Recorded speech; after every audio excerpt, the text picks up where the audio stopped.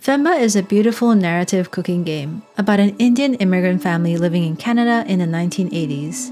Made by Visai Games, Venba explores the themes of family, love, and loss through the motif of food.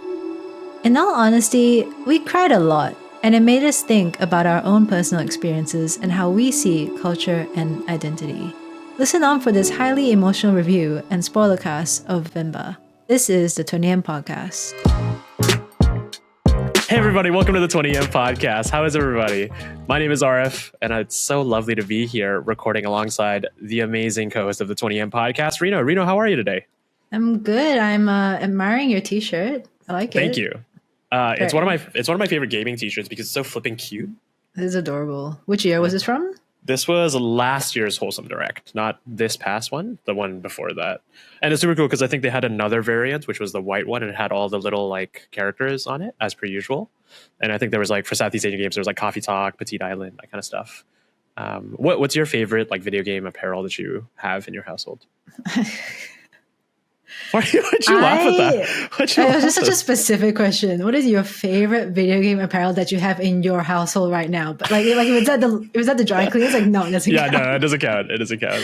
I think something I got recently, which was a pretty funny find. I have like a PlayStation sports bra. Oh yeah. Yeah, you've seen the one. We can probably drop a pic or something like that. It's so PlayStation collabs with a bunch of Japanese brands here. So this isn't like a Uniqlo one. This is I think the brand is called GYDA. I don't know how you pronounce that, like Gida or something. Okay. But it's like a girl's fashion. I don't know how else to describe it. It's something like a Forever 21 of Japan. And they just happen to do a PlayStation collab. I was like, oh, I'll get it. That's awesome. It's shit quality, but it looks good in photos. It's absolutely trash. Yeah, because I have like the H&M PlayStation collab was like not that great, but I had to snag. I think it was the one that we wore a couple episodes ago where I looked like a Martian like suit kind of a thing. Oh, okay. Yeah, it was like H&M. That was H&M. Yeah. Dude, like just a super side tangent on like video game apparel. And like for those that are new to the 20M Podcast, this is exactly what you're going to get on the podcast, everybody. Just like all the nerdy infused stream of consciousness conversations that we're going to have here. And before we get to some of our main like topics or the main topic of the show, the Starfield insert coin collaboration just dropped and it looks like the coolest thing ever made. Like the whole concept of Starfield being like, you know, space attire, very cool, like flight jacket, like the bomber jackets as if like you're gonna fly a jet, right, is so aligned with like Starfield and flying a flipping rocket. So insert coin is just on another level. Like I have, as most people know, and I wear so many of the insert coin stuff, but their Starfield bomber jacket that they just announced this past week looks so good. Yeah, it looks I amazing. see it. Not bad. Nice. Very subtle. I know we had a conversation about this in one of our group chats with June from Xbox, and we're just talking about how like gaming apparel needs to be more like subtle, or even I think it was like about anime apparel actually. Yeah. It's like, can we stop just getting like a big giant like Naruto's face on the t-shirt on a black t-shirt and like get something a bit more class, a bit more understatement. Yeah, the Starfield looks great. Yeah, I agree. Yeah, love insert coin stuff because I feel like they err on the side of like there's the huge graphic stuff, but then there's the subtlety of it. But yeah, man, I love repping some like really nerdy stuff. But Reno, how have you been? What have you been up to the past like week since our last episode of the 20M Podcast with Sevi? What have I been up to? I think speaking with Sevi really inspired me to get back on the Hoyoverse grind. So I have been playing Genshin and Star Rail again. So with Genshin, as we all know, like 4.0 is pretty much around the corner. And with Star Rail, I think Dragon Danheng is dropping soon. And I'm like really conscious I have no tickets and I need to start like farming. Did you get Kafka, by the way? Because I haven't talked to you about Star Rail. I did get Kafka. It was the biggest disappointment of my life. Like what? I don't want Kafka. Like I was playing to grind to get materials. Like, oh, I'll just stream in my Discord, see if anyone wants to come by. And then like a bunch, I think there were like 10 of us in VC at that time. And obviously like as more people come, I'm like, all right, one more person joins, I'll do it tenfold. Like, you know, it always starts like that. And then I'm like 40 temples, like 4 times 10 pulls in. And all I want is Luca. Okay. So, yeah. We were talking about this. Yeah, we have another group chat with the folks, and I was telling Jun like, I'm going to snipe Luca, and he was like, "What does sniping mean?" And I'm like, "Sniping is when you want to get the 4-star on the banner, so you're going to try and execute a couple of different strategies to make sure you don't get the 5-star, but you try and get the 4-star you want. And I was like, by the end of the day, like you have no control whatever of who comes out. It's all pure gacha. So it's like it just gives you the illusion of control. So obviously I didn't get Luca. I just have Kafka now.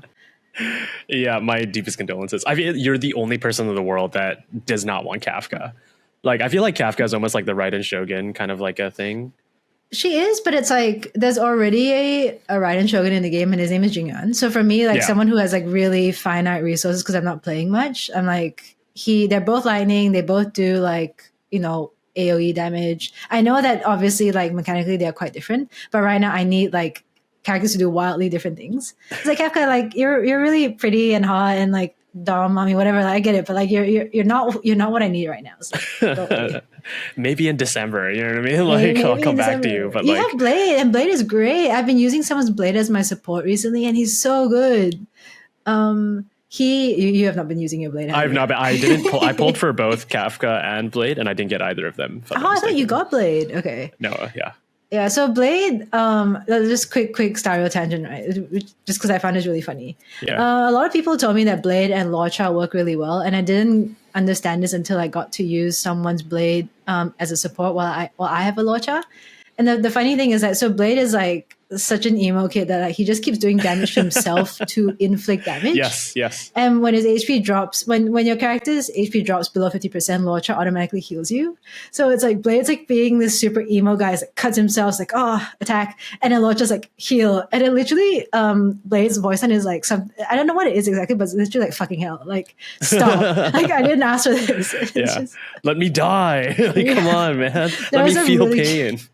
There's some really cute memes that like some Starro like fan artists have drawn. There's just like two of them like bickering. It's the most adorable thing. Yeah, I mean that's really funny, and it's quite like again for those that like are new to the 20M podcast and whatnot. The last episode of the 20M podcast was featuring the amazing Hoyoverse Genshin Star Rail content creator Sevi Plays on YouTube. So we had a full interview with Sevi talking a little bit about like her history with YouTube, like covering or creating content before doing Hoyoverse content, as well as like the in and outs of like guides and whatnot, right? But you're kind of right. Like it also pushed me a little bit to like get back into Star Rail too. So it's just so funny how when you talk to people that are super passionate about like a game or like a universe, it's like, God damn, I need to start playing. Get back again, into that. You know? Yeah, absolutely. But no Kafka for me. So I've rejected Star Rail for now. You know, you got time if you keep pulling.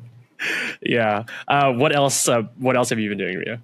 That's pretty much it for me. I mean, just chilling out with my old comfort games. What about you? What have you been up to? I have been playing. I actually like not too much, to be honest with you. The only thing that I haven't brought up on the 20th podcast is like I've been playing a little bit of Vampire Survivors, and it's just been one of those ones where it's like, look, I'm so busy. I just need like 10 minutes of just like recoup time, and I've been booting up Vampire Survivors, and those games are so quick, it's so snappy. But I'm really excited because they're dropping like couch co-op, if I'm not mistaken, and it is like I think we've talked about it on the podcast with Jared, and I'm just gonna like name drop, and I'm gonna like go through what episodes people should watch. We had an interview with Jared from Devolver Digital, community strategist at Devolver Digital. And I think he was also mentioning something along the lines of like that Vampire Survivor thing where it's like, it's just gameplay is king sometimes, you know? But yeah, it's a great game, but I haven't been doing much beyond that. But I did just finish a game today. You know? A game that I think I finished quite recently. We're doing that. Do you know Bananas in Pajamas? It was like, yeah. Are you thinking what I'm thinking? B1, and it's like I think I am. Are you thinking what I'm thinking, Reno? I think I am. We should get matching clothes for the 20M podcast in the style of Bananas in Pajamas, but make it like 20M branded, and then it's like nobody gets it, but we wear it out in public and stuff like that. But in different parts of town or like in different countries, you know? Yeah. I'm gonna watch your mail in the next like 2 months or something. You're just gonna get matching Bananas and Pajamas outfits. No, but what were you saying? No, keep going. So what are we thinking of? What are we thinking of? Well, today, this is a very special episode of the 20M podcast because we wanted to dedicate most of the time on this podcast to talk about an amazing independent game that we've both been playing called Venba. And so for the next like I guess for the preceding parts of the episode, we just want to deep dive into our thoughts on an experience with Venba. And I will say that I guess like for the purposes of the people that are watching, we'll start in a little bit of a territory which is a little bit spoiler free, and kind of just like an overview and our general thoughts of the game and some of the stuff we want to highlight without spoiling the game. But I'd love to spend the second half of this conversation also talking through everything in Venba, so all the spoilers and all the like emotional moments and meaningful moments that we derive from it. So that's going to be today's episode, because we've covered a lot of AAA games, we've covered a lot of like huge games, we featured creators, voice actors, and all that kind of stuff. But at the end of the day, I think you and me also get really, really whisked away with independent games, and I think this is a great independent game to celebrate. So with that kind of like preface out of the way, Reno, where do you want to start with Venba? I think we can start with just what the game is and what Venba means, because a little bit of a backtrack. So if some of you folks caught our Wholesome Games live stream, I think that was like a couple months back, Venba was one of the games that really stood out to both of us. And I'm not sure if you knew that it was coming, because I didn't, but I think we both collectively were like, wow, this game is really pretty. And we understood it was about Indian culture, but I never actually looked up what Venba meant. I just thought it was a word in Hindi or in Tamil or something like that. But as it turns out, it's the name of a character in the game. And I think the fact that it's the name, well, we'll get into the story in a bit, but it's the name of the mother in the game, which you find out pretty early on. I think that's such a nice little touch as well, just highlighting a female protagonist and a mother kind of protagonist as well. And that set off just this really nice tone that kind of just like comforted me, I think. Yeah, I agree. And I guess for those that I'm assuming there's going to be like some B-roll here. I'm saying is like, because I'm obviously editing it, there will obviously be B-roll like edited here. But for those that are looking at the game right now, it's visually striking. But just for those that are a little bit unaware, so the official like pitch or description for Venba is Venba was created by Visaya Games, I believe, based in Canada. And Venba is a narrative cooking game where you play as an Indian immigrant mom who immigrates to Canada with her family in the 1980s. And players will cook various dishes and restore lost recipes, hold branching conversations, and explore the story about family, love, loss, and more. I remember after our Wholesome Direct, like in reaction where we saw Venba, we both looked up this little like blurb of it, and we were already sold on the game because of its visuals, because of that like intimate storytelling. But when we read this, I think both of us were also like, oh my god, like this sounds like an awesome like an experience that we want to really dive into. So that's like, I guess, like the preface for Venba. But I guess, Reno, maybe just to lay it up a little bit further, like what were some initial reactions upon playing through Venba? The art was exactly like what we thought what we saw in the demo. Like, it is really beautiful. For I guess the audio listeners, I'm not sure how we can describe it, but it feels like kind of like Pixar storybook. Really striking design, really bright, not super bright colors, but kind of like pastel muted. But then also it's like purple and pink. It did remind me a bit of like a Pixar short. And I really liked the music is good, and we can get into that as well, but the sound effects in particular are incredible. You really notice it, but not in the way that it's sort of jarring or it overtakes the experience. And I do want to shout out, because I think I did find the SFX artist on Twitter. Her name is Neha, and her handle is I think it's like Neapolitan, like Neapolitan. That's cool. Really cute. And she did mention this, that she paid a lot of attention to how she wanted to make us feel like we were in a southern Indian kitchen. And the thing that got me the most, I think, is the way the bangles shake as Venba moves across the screen. Like, I think that sound is is it memorable? Like, it evokes like a really strong memory for me.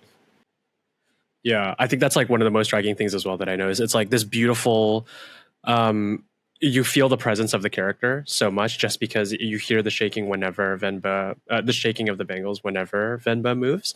But it's also not distracting. It's also like you said, I think like just growing up in, I guess, this part of Southeast Asia where you have a lot of Indian diaspora throughout this region, it is also somewhat like comforting or something super familiar to us, even though we might not be of that descent in particular, right? But yeah, like, dude, like just to use that as an example, I feel like for me, that's kind of like a microcosm of Venba. There's so much small details in this game that contribute to the larger picture that I feel like you don't. It's like not in your face and obvious, where all of these little things play up to this beautiful, beautiful video game. I think for me, just on this like micro detail was the just like to give a little bit of the story context, right? You're playing as Venba and you're creating your how would you say, like you're restoring recipes by trying to test out how to make the recipe, and then if you fail the recipe, you just start over until you get it right, that kind of a scenario. But basically most of the dishes you'll be cooking for your son Kavin, and Kavin is kind of like caught in this funny place that I feel like a lot of people will empathize with, especially with immigrant culture, where your family is from one country but you're growing up in a different country, right? And so you're kind of you're in between these two cultures, and I know that's like not terribly uncommon, but it's quite beautiful in the way they present it. But the one that I noticed was that like when Kavin speaks English, you can tell that the dialogue is like there's blotches on the dialogue. So the translation is literally muddied for Venba and her husband, I think Pavelan. So it's like the dialogue, because like it doesn't tell you explicitly when they're speaking English and when they're speaking Tamil, but when you can tell when Kavin is speaking English because there's like blotches on the the color changes as well, and they don't tell you. Like I think that like one text is in green, one text is in yellow, and they don't tell you this either, but you figure it out. It's like, okay, because she goes like, oh, I don't understand, like speak Tamil, and it's like, oh yeah, he's speaking English now. And I think when he's like younger, he tends to speak more Tamil, and then as you get older, like he becomes more Canadian or like speaks English more, and then you see like more departure from that time to now, how he's getting a bit more like Canada, like a Canadian. Yeah. Before maybe we get to some of like full-blown thoughts and like the spoiler territory, whilst we're sticking on like initial reactions, like what did you think of the gameplay for Venba before we get to the story? It mostly plays out like a visual novel to me, and as someone who really loves visual novels, like I wonder if people avoid this word because they think it's like a dirty word or something. Like I hear a lot of like, oh, story-driven games with mini games, but like essentially, like it's a visual novel, and like there's nothing wrong with that. I don't know if that's a hot take or something, but so there's the dialogue that happens between them that's like really sweet and meaningful, which we'll get into as well. There's a couple of options where you can choose, like I think they tend to be like someone does something and then Venba has the option to kind of like maybe like suppress like what she actually wants to say, like she'll just be like, oh, I'll just do it. And then the second option is like you're putting me in a difficult position or something like that. But like ultimately I don't think it changes the actual story. It's just like what you want to say, and then the story just kind of moves on. So there's that, and then there's the cooking element, which is, I think as you mentioned, restoring lost recipes, cooking for the family, cooking for the son. And that kind of feels a little bit like, I guess, like a cooking mama in that sense. but it was a little bit more challenging than I thought. I thought it was just very methodical, like you just read the recipes and you just execute the instructions. But as you mentioned, like the recipes are fragmented. Some elements are missing, so you have to figure out just from trial and error to see how to actually cook the things. And that was really fun. I really like that. Yeah, I think like the puzzles as well. It's like, sometimes when you do more visual novel like games and these types of puzzle games and stuff like that, they can range between very easy and very challenging. Venba strikes this like really interesting balance where I think I never really got frustrated with figuring out the puzzle, but you also have those euphoric moments of, oh, like I see exactly where this is supposed to like fit in, kind of a scenario. But what I found also super cool with it was that like every puzzle was like unique and different, but in a way that also furthers the actual storytelling of like what they're trying to present, right? So like every dish, because they're creating dishes that are different, the puzzles themselves are different, but they embed story in the gameplay. And I feel like this is a little bit hard to describe, right? But there are moments where there's flashbacks to a memory of that recipe that relate to the larger story of Venba, but it also relates to you trying to figure out the puzzle. So it's one of those things where like the puzzles really service kind of what else is, everything that's going on around it. And I thought that was like quite a beautiful like experience going through. And then I feel like it's just so, again, like with independent games like this where a story is super, super king and meaningful and like what they're trying to convey is very important, all these small things kind of add up. There's like two things there. So the first thing I'll mention is mostly is spoiler free. The second thing maybe I'll save for the second half of this conversation. But in the first couple of recipes, so the recipe book is not written by Venba. It's from Venba's mother, and so she's kind of like this fourth character that's not very present. But even in the way that Venba interacts with the book and the things that she says, like I recognize that in a bit in what I do and what my mom does as well. Like where she says like, oh, this time maybe I'll follow how my mother made it. And that's such a thing that like I know like I have a specific way I want to make a dish, and my mom also has her own way of making like a traditional dish. But it's obviously like my grandmother is the person who does it properly, the right way, with the right technique. And I think a lot of times like as you get like with the younger generation, there's a tendency to just modernize things or take more shortcuts just to make it more efficient. But then there's just this sort of like, okay, this time I want to make it good, so I'll follow like what my mother did, and I really vibed with that for that part. Yeah, it's super funny. I mean, like just to get personal and like a little bit more intimate as well, right? It's like I was just talking to a friend this past week about them like how grandma's cookings are just so universal in Asian, like in all households. I would say like it's quite a universal thing, but especially I think for us here in Asia, Southeast Asia. But I think like my story was like my grandmother always made like a very specific type of curry puff. And for some odd reason, no matter if the recipe was passed down to people or, my cousin would observe kind of like how she made the curry puffs and all that, like all that jazz. Nobody could ever recreate it like she can. So it's one of those things where it's like, even though recipes can be documented, it's really about the feel and the memory, or I don't know. It's just like, it really comes from a place of love for that, of that person. But it really like that whole dynamic of passing down recipes from like your mother or your grandmother, I just feel like it's something that we're just so deeply, deeply, deeply familiar with, because I can count like I can't count the amount of times where you hear Malaysians talking about like, dude, I like am so nostalgic for my grandma's cooking, and because there's no one who can cook like that dish in that specific way, but it goes back to this like central theme where I feel like food is such a gateway for so many things in our culture, and it is 100% like that represented in Venba, where it's the beauty of food relates to family values, relation, like the relationship you have with your parents, relationship you might have with your child or whatever have you, right? Or even just the relationship you have with your own culture. So I feel like Venba really hits close to home, and there was a couple like small things that I feel like I noted down of the things that were like, oh my god, this reminds me of like stuff, because for me it was like I think early in the game Pavlan was also wearing like a for us in Malaysia, I guess like we call it kain.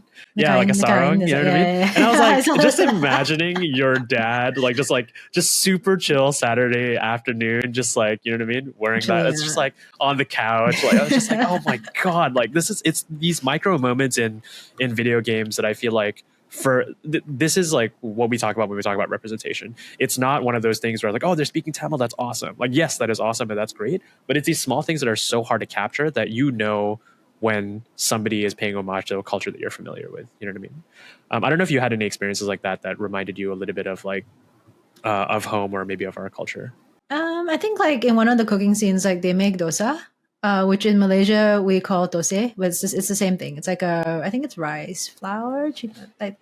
Don't quote me on that. I've never made it before, but it's the thing I always eat with my dad when I go back to Malaysia. It's like the first thing we do. Well, when I see him, it's like we work out or we go for a walk, but then we go to Mamak, and when we go to Mamak, I always get tose. So it's like you said, it's like, it's about Tamil culture, it's about this diaspora in Canada, but there's still parallels and still similarities to, where we're from in our part of the world. And that was great to see that in the game. And I noticed that when you're cooking as well, there is kind of like an option in the bottom where you can toggle to find out more about a dish. So they do give that, because they're not making Anglified versions of Indian food. They're trying to represent it as accurate as they can. And I know that I've seen the devs on Twitter as well like people are asking them for proper recipes for these things. Yeah, and I saw. Like, it's so cute. They're like, oh, we're just kind of gonna like riff it and try to write it in this tweet, but maybe we should make a cookbook or something. I'm like, yes, you should make a cookbook. But it's great that in the game it's like they don't kind of like spell it out for you in a way that's maybe a bit like infantilizing it. But if you want more information, you can click on this and then it pulls that up for you. I think that's very cool. Yeah, like again, like when you know where the devs are kind of coming from, it's maybe just also like talking about these like small moments that add up to us or like mean a little bit to us. Like it's even things like, dude, there was a scene in Venba where Pavlan is eating with his hands and Kavin is eating with a fork and spoon. And let me tell you, like, how much like that hits home to me. Where like I guess like in Malay culture as well, we like eat with our hands, and it's like a lot more natural to eat rice with our hands. Like it's just so. When I saw that moment, I was just laughing so much because like that is flipping me, man. Like I will always eat like our dishes with a fork and spoon. And again, barely any acknowledgement, no little things. But again, it's just that small like little thing of it just makes it feel like just reminds you of home, right? That those kinds of Absolutely. dynamics. So I just thought it was flipping hilarious, like genuinely hilarious. I really liked so there's like a calendar that sits in their living room, and at the Mm. start of every chapter they read like a proverb from the calendar. And so like there's obviously like no Tamil calendars in my home, but we have like a Chinese one that's very similar, where it's got like usually like a depiction of a Chinese god or something like that, a weird Chinese proverb at the bottom, like loosely translated into English. And for some reason, like when I looked at like their calendar, I'm like, this is actually really similar. It's like I can definitely see this in like my grandmother's house back in Ipoh and things like that. It's like really, really interesting and funny like that.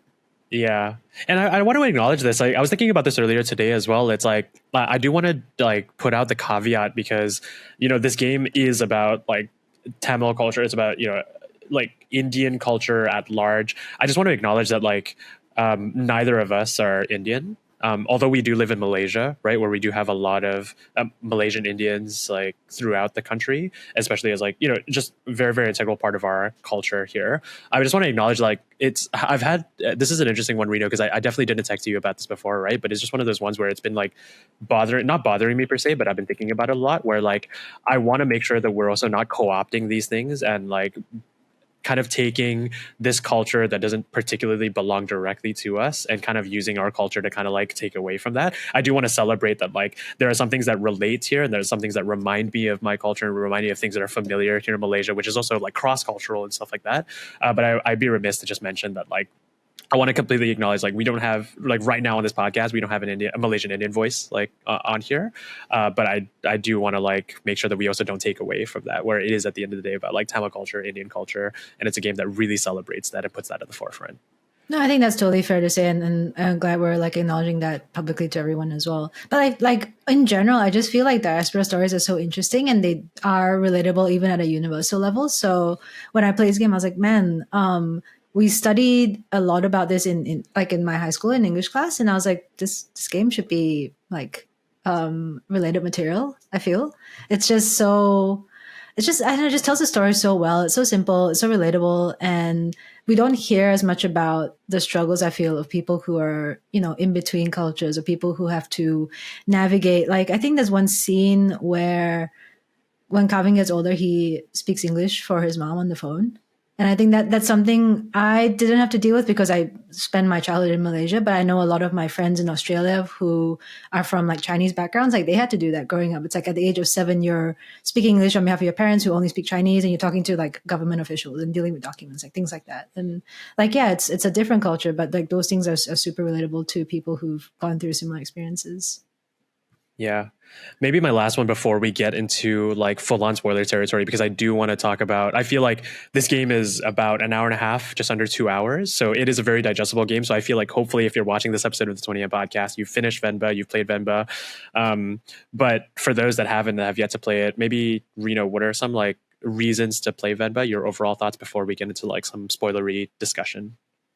I think if you want a really great story you don't mind reading, like this is not your action adventure game. I think we should just set those expectations, and you just want to relish in like a simple story with beautiful music. I don't think we talked about SFX. We haven't talked about the music is insane. It's so good. You need to check this game out. And like Arif said, it only takes a couple of hours of your time. Yeah, to me, I've been thinking about how to describe this to friends. It's like it's kind of like watching an Oscar-nominated short film, where it's like you can watch your Oppenheimer and like have your whole like 3-hour experience or something, but it's beautiful to like it's really really important to balance it out with like these short, meaningful, intimate kind of experiences. And to me, it just reminds me so much of like watching a really really really good short film, where there's so much love and attention despite its like length. I will say that like maybe one general thought is like it is quite short of a game, and I think it does service to the Are we overall going story. into that hot take territory? Why do you think like it. the whole like is it like no, not at all. It's more so that like I just wanted to play like more, and I think that's a general sentiment from most of the reviews I've seen as well, where it's like it's so good I want to play more, but it's also just a great like it sits well where it is. I want to talk about that though. Let's do it. Sorry, I'm like coughing. Let me mute myself for like a hot sec. Oh, I didn't mute myself, so you guys all I tried clicking on it. Anyway, I'm keeping it on the podcast. We're not editing that one out.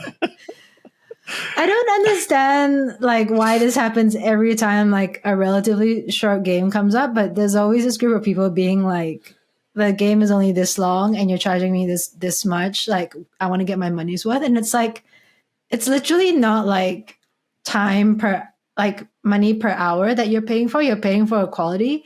And like you mentioned, like Oppenheimer is 3 hours and your people are still willing to pay like $20 to watch it. I think Venba is like super affordable for what it is.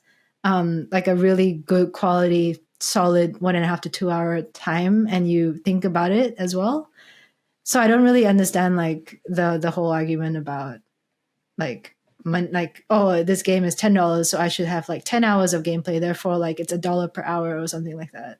Yeah, I think this is a really interesting discussion that's going to completely derail, right? But like my quick thoughts on it is like, I think this past week plus, it's a lot of the discussion came out stemming from Ratchet and Clank Rift Apart, because I think it was like I'm not going to throw any publication under the bus because I can't remember what it is, so I don't want to state what publication that came from because I genuinely don't remember. But one of the reviewers for the Ratchet and Clank PC game was like, it's like it's too short of an experience or something like that. So that's where a lot of it also, I feel like Twitter kind of like I saw that one as well. Yeah, but I think, I mean, like, again, the only one hesitation of like I can kind of see where people are coming from is my example of Uncharted 4 and then Uncharted oh my god, not Golden Abyss. It's the other Uncharted that doesn't feature Nathan Drake. I think it features Chloe and Nadine, if I'm not mistaken, and it's like a shorter experience, and it's priced like it's objectively a shorter, more micro moment, but it's also priced slightly cheaper, but also not terribly cheap. So it just goes into this thing where it's like I can see where some of that discussion comes from, but when it comes to games like this, I'm always reminded of like When the Past Was Around is one of my favorite independent games of all time. It's only a couple hours, but I go back and replay that game so many times, and I think about that game on a daily basis, and I love that. I just love the game with like so much of my heart that I will happily pay more than what their asking price is for that kind of game. You know what I mean? So I'm kind of with you there, where it's like if you're impacted by the work and the material, I feel like the price is one of those things where I just feel like the problem is that I don't know if the community feels like such a monolith and it's just like so many different takes out there. But like take the example of like fine dining. Like if someone is reviewing a fine dining Michelin restaurant in a newspaper and it's for like a $1,000 meal, like the only people reading that column, I feel like, are people who are interested in fine dining. Yeah. So they will judge on their specific benchmark of it's about the experience, it's about the quality, about the chef. It's not specifically about like being stupidly full, right? Like someone who's like eating McDonald's, which is fine as well, value for money, that's great for people who want that. They're probably not reading that section, so they're not shitting on like $1,000 meal. But for some reason, like, I don't know, in the gaming space, like, you know, there are people who will pay for indie games that might be smaller games. And if you calculate this like value per money, like whatever formula they're doing, maybe it's not as worth as like a AAA game. But it feels like everyone is trying to like give an opinion about this, as opposed to like in other industries where it's like this caters to this niche. Like these people shop at Uniqlo, these people shop at Louis Vuitton, and like you don't see someone at Uniqlo like picketing outside an LV store being like, why is it so expensive? They're just buying their own stuff where they want to afford it. So I don't know, just a weird thing I feel in the game space. Yeah, I concur for the most part. Hey, moving on. All right. So I guess like I want to have a little bit of a discussion of like full spoilers. Like this is like Spoilercast kind of territory for Venba. So if you last warning, if you have not played Venba, please go and experience this beautiful game on its own. But we're going to be spoiling the heck out of this game. Reno, what was your favorite moment in this game? Favorite moment? Okay. Or just like, how what is about something heartbreaking moment? Let's do it. There's one moment which I know we're going to talk about, but I'm going to talk about, for me, the heartbreak moment, and this ties in with the cooking mechanic, right? So there's a moment where Venba just goes like all out, right? She makes like 6 different dishes or something like that because she thinks because Kavin is meant to come home, and you're like really into it. It's like you've done like 5-minute versions, 10-minute versions, and this is like I think this is the longest cook-off that you do in the game, where it's like consecutively, okay, you make this, then you make this, and you make this, and then you have to repeat a few of the steps as well because some of the dishes are a bit more time-consuming, and it really gives the player the feeling of like, wow, I'm like spending a lot of time And at the end of it, like there's a fucking text from Kevin. It's like, oh, sorry, can't make it, mom, lol. And I'm like, wow, like you little punk. Like I got so upset for them. I'm like, do you know how much time I just spent making this food? And then like this happens a lot in my life, and like, you know, I'm ashamed to admit, but like my grandmother has like cooked, spent a lot of time cooking for us, and then like someone last minute will be like, sorry, I can't make it to family dinner. And it deeply upsets her, and I understand that feeling. And then doing the steps, all those steps, I was like, wow, like it's so terrible how much we take for granted, like family and stuff. Like I felt really bad. Yeah. Are you crying? A little bit. Yeah, I think this one is like, that one hits really, like it hits home a lot, because it made me think of like the moments where, dude, fuck me up, Sam. I can't like. That one, I think that really hits close to home for so many of us, and the way that they stacked up the cooking really told that well. If we were talking about game mechanics, right? You felt like you worked hard, you felt like you put so much time into this, and in the end, your son didn't come home. Yeah, I think it's like, I can't even articulate what like I feel for that moment, but it's I think when I played through that one, it just made me reflect on a lot of like, I think a lot of us have been in that position before, and to experience it on the other side is something else entirely. Because like you obviously think about it, it's like I've been in that scenario, like you know, unfortunate, terrible for me to say, but like multiple times, where it's like I know mom's cooking like a really big dinner, and I'm just like, I'm gonna be super late, or I'm not gonna come over, I got something that like came up. And obviously you feel bad about it, but to play through this game and go through Venba's experience with that, it was so heartbreaking for me. And like, because for me, when you talk about the game and the mechanic as well, it's like when you're doing the games, the mini games beforehand, when you're creating the recipes, you're trying to remember the recipes.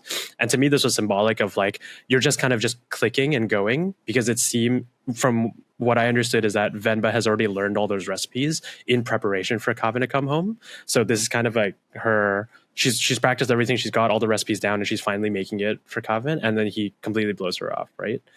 So the communication that the devs are trying to say, like the way the devs are trying to say how that is also represented in the gameplay, was mind-blowing to me, in addition to this like deeply heartbreaking, incredibly self-reflective moment that I have about like when my like mom or my grandma like makes food for us. So I agree, that one was like weirdly heartbreaking and touched, it hit way too deep. I think the other moment as well that really hit me is when the dad is like job hunting, and you know, like it's never pleasant, or like it's very confronting when you get to that age and you realize that your parents are not perfect and they're flawed and they go through difficulties, and you know, they're like the dad, he's obviously trying to look for work and provide for the family, but to hear them knock him down for things like his accent, or like he didn't have the right work experience, but obviously like he's done a lot back in India. And I felt not embarrassed, but like it just reminded me of like whatever, like the tough times my parents have gone through. And when you see that for the first time after they've probably tried really hard to like hide these like financial or difficult situations in the family to you, and then you see that happening to him, it's like, wow, like, you know, it's a lot. Yeah, I think it is. I think it's like that part complements with a moment where which is the other super heartbreaking, like really, in my opinion, super fucked up moment in this game, which is when like Pavelan doesn't come home at the end of the day, and Venba is so worried, but like Venba can't communicate to his work because she can't speak English fluently enough. So Kavin is the one that has to take like that responsibility and talk, like be on the phone and communicate between Venba and the people at his work. Is like, hey, have you seen him? Did he leave with anybody? Like, where is he? That kind of a scenario. And I thought, again, it's like, to me, it's like the immigrant story of having your son have that responsibility because they kind of have to, is something that I feel like is so important. It's such an important thing to tell, right? Whereas sometimes like the kids in the scenario are thrusted upon a responsibility that is beyond them, or what you wouldn't expect from them, just because they're the only ones capable to like pull through in those kinds of scenarios. So I thought that was so beautiful and interesting. But then, the moment that happens right after, which is like, I don't know where this game is going to go. It's like, there's not a lot of marketing that's out there. I think what's sold is like, oh, this beautiful, intimate cooking game about family and like, the importance of food. I did not expect there to be like this section. I guess just touching on like Asian hate crimes, in outside of, or what happens to Asian people outside of Asia, and it's so. I love they don't. It's all kind of like subtle, and you can kind of piece what happens to him just by like experiencing the small dialogue, the small camera choices, the small like things that they do.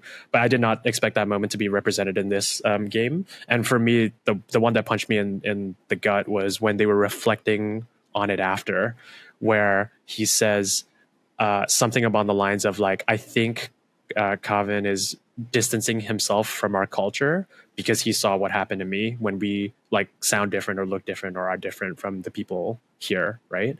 And to me, I was just like, that is so like fucking powerful, and that's so fucking important for us to touch on, especially what's been happening over the past like 5-ish years.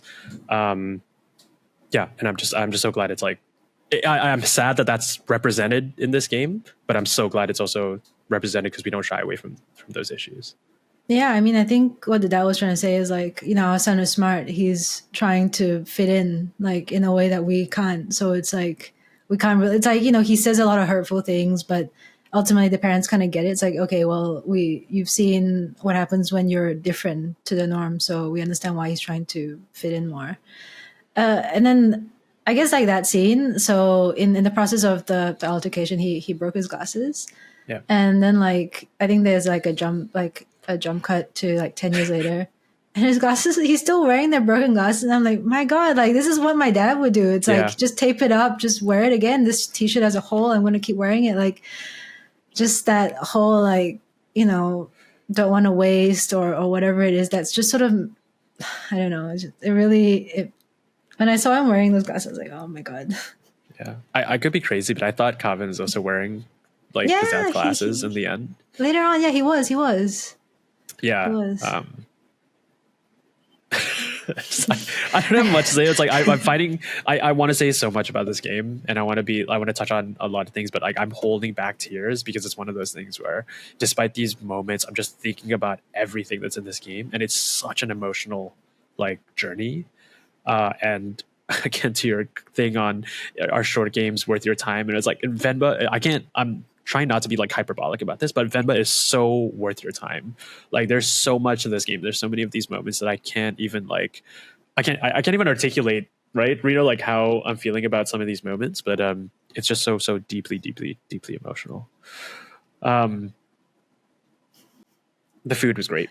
Food was great. The food was great. I will like, maybe I'll transition to another funny one. It's like, it's so like, even the preparation of the food, it's kind of like, it reminds me a lot about learning, like about like the personal moments, right? It reminds me a lot about learning, getting entwined back into like my culture is kind of cooking. And it's so funny how like, again, these recipes are representative of real recipes too. And even though they might be game mechanics and they might like accentuate a couple things, I was like, when I got the biryani kind of like sequencing correct, I was like, fuck yeah, dude. Like I'm flipping, I've attempted to cook biryani, but like it's just one of those moments where, again, it's like it's so real, and that level of accomplishment is like, you're not figuring out a puzzle in the game, you're doing something that is actually like representative of what people go through.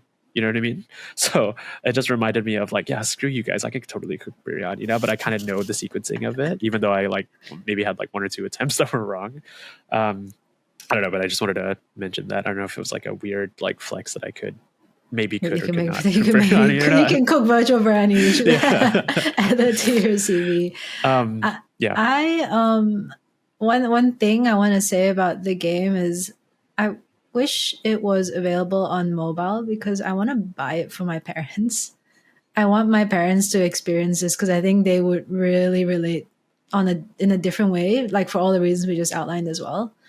And I even have this screenshot in front of me from when I think when Kavin goes off to college, his parents think like they're going to drive him there, and then he ends up blowing them off again to go with his friends.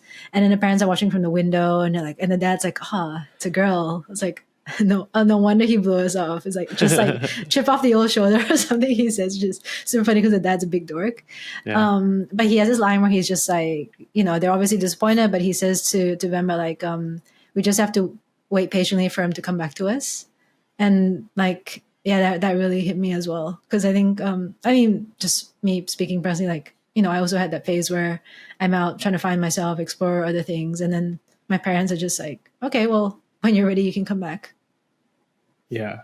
And again, where it touches on my, I guess, experiences in history as well, is just like being overseas. I think both of us have had that experience as well. And I know you're currently overseas like now, right? Even though I'm here in Malaysia, but it's that thing where it's like, even though he's going to college and he's living in the same area, it's like the letting go of, like, how protective Asian families can be and how close knit Asian families can be. It's like, it's those things where, again, because we're used to maybe a little bit more of that type of culture, you feel that impact a lot more from the perspective of Venba. And again, for me, it was like the small moments of, I totally remember, I never wanted to bring my mom's cooking or my grandma's cooking to school, because even Calvin says, like, it's gonna smell, it's gonna be so like cumbersome, like my friends don't want to eat the stuff that we eat, you know what I mean? But I think, as I got older, I got like a much deeper appreciation of it, where I want to share a lot more about like our culture with my friends. I so remember growing up as like, dude, like, absolutely not, like, give me like pasta, for God's sakes. You know what I mean? Like, and it just makes you reflect. It's like, I don't think there's anything wrong with that, growing up and being in that position as a child, right? But it just really made me reflect. I was like, dude, if I'm feeling seen in this scenario, I can't imagine how many like other people are being seen in this scenario, right? In that just micro moment of a dialogue, where it's like, yeah, I want pizza. I don't want flipping nasi lemak tonight. You know what I mean? Or something along those lines, right? So I like that Kaveh had sort of, like, as he gets older, he realizes a lot more things, and it's also kind of reflective on, how what we're talking about right now as well. And he has that scene with the director, and they kind of go back and forth about how they want the Indian character to be seen. Yeah. And Kavin's like, exactly to your point, it's like, well, I was terrified to bring food from home to school. Like, I think that should be reflected. It's not all sunshine and rainbows. And even though nowadays, like, you can, like, everyone eats sushi, or dumplings are in fashion, or like, finding cool, like a hole in the wall Indian place is like, trending in other parts of the world. Like, it's not reflective of when we were growing up, how much we didn't want to bring attention to ourselves with that. And I really like that the way they grew Kavin's character was like, it wasn't just like, he's not an asshole or anything. He's just a kid that had to grow up really fast, grow up in a different environment to his parents. And now that he's older, he's able to sort of make choices that he feels are right by him. Yeah. Again, this is why I love this game, because the fact that they put that kind of statement and that kind of sentiment in this game as well, in a way that's so, it's not kitschy, it's not like, it's not out of place, it is so natural, is what I love. Because again, it just goes back to this thing where it's like, when we're talking about cuisines, I think in that particular moment they were like, that this is not representative of like our culture, even though it is Indian culture. There's so many subfacets of culture, right? And it goes back to like, it's not just Indian culture. I mean, like, there's so many instances of just misappropriate, like, it's kind of like you just miscategorize because you think everything is under one umbrella, when in actual fact, like, people who know, it's like, it's just not truly representative of that particular culture.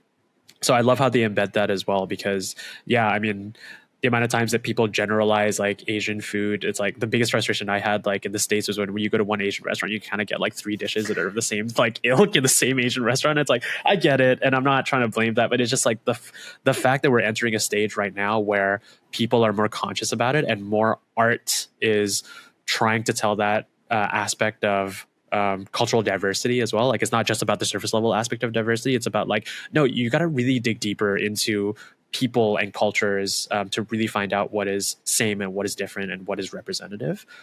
It's just a phenomenal thing that Venba did in that small moment.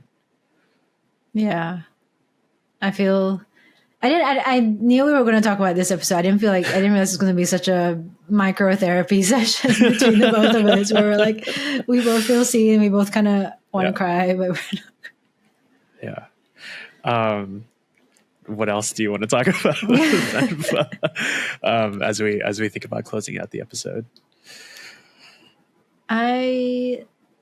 People just play this game. Please, doesn't take up much time, doesn't cost a whole bunch in my opinion either.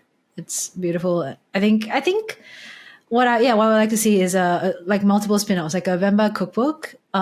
Maybe the game, but even just as like a short film. Because like I said, like I really want my parents to be able to experience this, but they don't have a Switch or a PC or anything like that. So either like a mobile port or some kind of like like a cinematic version would be great. I think you shared earlier, like there's a Spotify playlist for this already for all the music that they've got for the game. I think that's awesome. Just want more Venba in some shape or form, but mostly the cookbook for real. Yeah, it really made me like want to cook. Just cook in general, like after playing it. I think for me, it's Venba is phenomenal, and I can't emphasize this enough. I feel like just this whole episode is kind of an encapsulation of it. And I am like very emotional when it comes to independent games. Like I cry often during independent games, but this is one of those ones where I knew I was going to cry, and I did cry, but I feel this has a different level of like why I cried. You know what I mean? Compared to other, we need an RF tier list for your crying, like full on bawling, like uncontrollable sobbing, like shed one tear, like exactly. made a frowny face, that kind of like. Exactly. And there's like hundreds of games that fit in there. It's like, no, but I think at the end of the day, like, again, I did want a little bit more, as in just more from my experience, because I wish there was a bit more to it. But whilst we're in the spoiler territory of the game, it's like I love how everything is also, they treat everything with such subtlety, and you go through a character's life so quickly.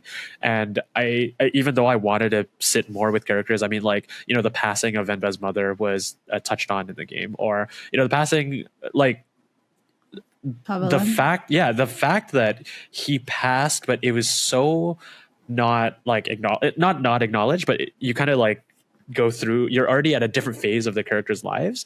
To me, it's just like, it's so awesome that they did that, because it just adds so much of the storytelling, or your wonder and your bewilderment of this world. But all of these things where it's like, to me, the micro moments are what make Venba so beautiful and so amazing. And it is visually stunning. The gameplay is easy enough for a lot of people to pick up. But this is gonna be added to the list of games that anybody can play.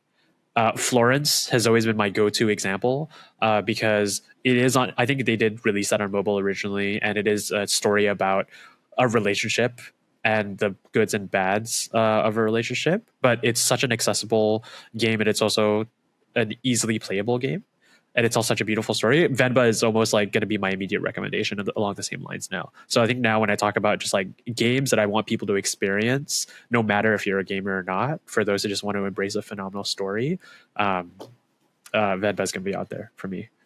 Again, the fact that we didn't touch on the music, we didn't touch on, like, you know what I mean, all the going back to India and like that whole journey for the character. Like, there's so much more to this game, but that's there's nothing else to say other than it's such a beautiful experience. I hope that like our review or our discussion of the game, like as you rightfully pointed out, neither of us are of Indian heritage or anything like that, but we did see a lot of ourselves in the game, is another, I guess, proof point for people who might think, oh, this is not a game for me because I don't relate to this character. It's like 100% you will relate to something in this game, even if you're not from that background. There's something in here for everyone where I think you will feel seen, and it's just all about ultimately, like, this human condition that or of things in life that we all go through, whether it's family, not having family, living abroad, or living in this condition where you're like part of a diaspora. There's just so many different things that it touches on that just don't dismiss it just because you think, oh, it's a weird like niche game that doesn't serve me. Like 100% you will find something in this that you like. Well, that, folks, is the episode 21 of the 20M podcast. If you want to see more of our no, major love to Visai Games and Pop Agenda for providing us keys to this game. But all that to say, it's like, despite, again, we always say this on this podcast, like, you know, when we do get keys, like take our opinions with a grain of salt or whatever have you. But I think this discussion was kind of like proof to the point where we are not lying about, I guess, the way that we felt for this game. So do check it out.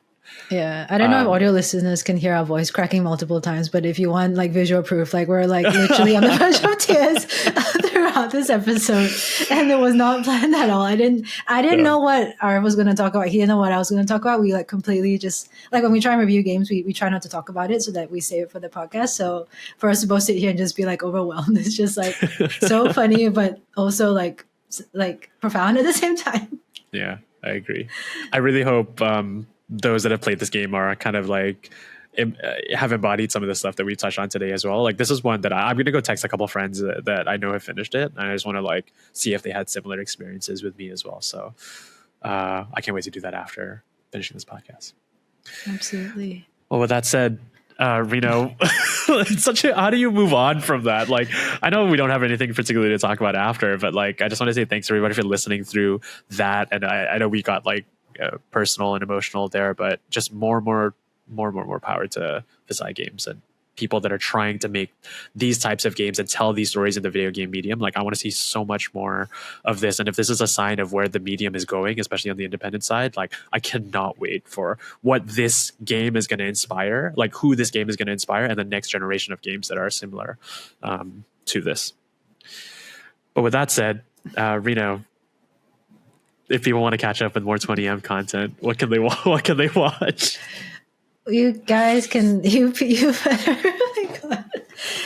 Everyone should definitely check out our previous episode where we talk with Sevi from Sevi Plays, a Hoyover's guide maker, content creator, all around awesome person. It's the episode right before this one.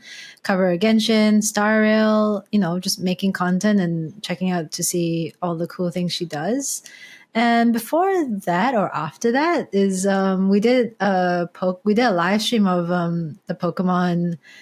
It's called the Direct. Pokemon Presents. The Presents. Yes. That's right. I was like Pokemon Playthrough. Pokemon. It's like I know it's the P Pokemon Playground. We did a live stream of that, so definitely check that out. We had a pretty fun time. Cool reactions, and I actually just bought Pokemon Violet like right after that because I really fell for that Mew marketing strategy that they've pulled on this. So I will probably update you on my little thoughts when I get more into the game. I'm really looking forward to our next episode. Is just like it should be titled "How the Pokemon Company Got Me." Like that's episode 22 of the 20th podcast. Yeah, the scam that is a Pokemon company. But thanks so much for listening, everybody. Check out the next videos, like Reno mentioned. Consume 20M podcast, and it would mean so much to us to hit the subscribe button over here as we try to support games all across the ecosystem and talk about your AAA games, your independent games, and everything in between. So follow us on some of the social channels at 20M podcast, as well as here on YouTube. See ya, folks. Thanks, everyone. See ya.